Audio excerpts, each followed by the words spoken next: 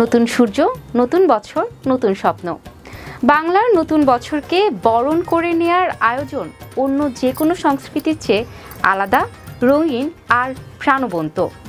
এই দিনে বাঙালির সাজ, পোশাক আর উৎসবের আবহ সবকিছুতেই থাকে আলাদা এক ছোঁয়া। বাংলা নববর্ষ এলেই চারপাশে রঙে রঙে ভরে ওঠে। তবে এই রঙের ভিড়ে সবচেয়ে বেশি চোখে পড়ে লাল আর সাদা। প্রতি বছরই পহেলা বৈশাখে আমরা এই দুই রঙের পোশাক পরি, কিন্তু কখনো কি ভেবে দেখেছেন কেন এই নির্দিষ্ট রঙই বৈশাখের পরিচয় হয়ে উঠল? চলুন তাহলে জেনে নেই। পহেলা বৈশাখ মানেই লাল সাদা, এ যেন এক অলিখিত নিয়ম। নারী, পুরুষ, শিশু থেকে তরুণ সবাই বেছে নেয় এই দুই রং। এর পেছনে রয়েছে ইতিহাস, সংস্কৃতি আর বাস্তবতার এক মিশেল। দেশের ঐতিহ্যবাহী রীতি হালখাতা থেকেই মূলত লাল সাদার যাত্রা শুরু।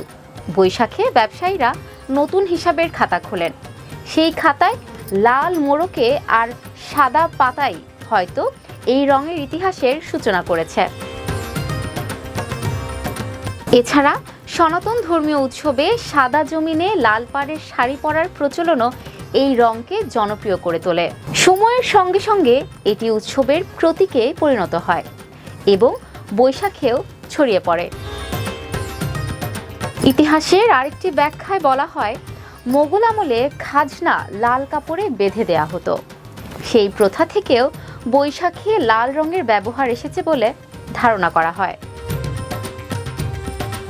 শুধু ঐতিহ্য নয়, এর পেছনে রয়েছে বাস্তব কারণও। বৈশাখের শুরুতেই প্রচণ্ড গরম পড়ে।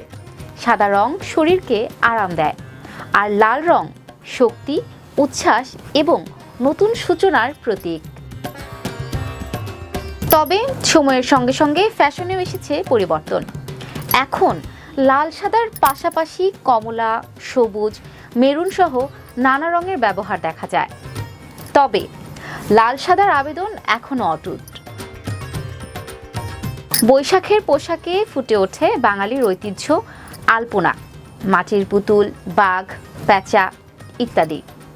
এছাড়া সুতি, জামদানি, মসলিন সব মিলিয়ে তৈরি হয় স্বাচ্ছন্দ্য আর সংস্কৃতির এক সুন্দর মেলাবন্ধন। তাই লাল সাদা শুধু দুটি রং নয়, এটি হয়ে উঠেছে বাঙালির ইতিহাস, ঐতিহ্য আর নতুন আশার প্রতীক। নতুন বছর হোক লাল সাদার বাঙালিয়ানায়, নতুন বছর হোক আনন্দময়। সকলকে জানাচ্ছি পহেলা বৈশাখের অনেক অনেক শুভেচ্ছা। দেশ বিদেশের বিভিন্ন তথ্য জানতে চোখ রাখুন ক্যাম্পাস টাইমসের ফেসবুক পেজ এবং ইউটিউব চ্যানেলে।